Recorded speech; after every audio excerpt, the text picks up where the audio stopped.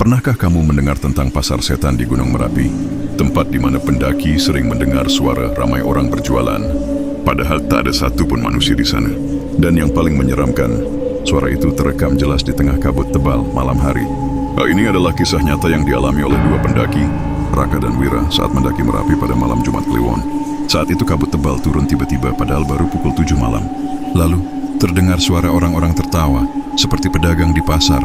Ada suara yang jelas berkata, 1000 saja. 1000 saja.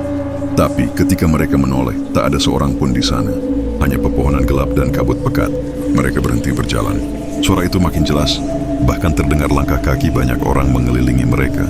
Wira yang merekam pakai HP berkata pelan, "Rak, kayaknya kita masuk pasar setan." Dan saat itu juga, suara perempuan terdengar memanggil, "Jangan lihat ke belakang. Jangan lihat ke belakang."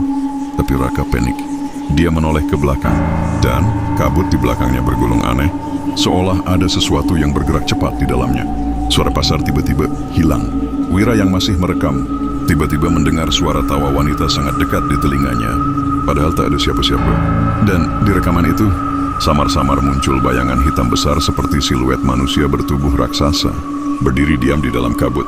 Wira langsung matikan kamera dan menarik Raka lari sejauh mungkin. Setelah sampai di pos pendakian, mereka memutar rekaman itu, dan benar saja, terdengar jelas suara ramai seperti pasar, lengkap dengan suara tawar-menawar. Lalu di detik ke-27, ada suara perempuan berbisik, "Kalian tidak seharusnya ada di sini." Berani dengar rekaman aslinya. Pos video ini di detik ke-27, dengar baik-baik. Ada suara yang tidak boleh kamu dengar sendirian malam-malam. Dan tulis di kolom komentar, apa kamu juga mendengar bisikan perempuan itu?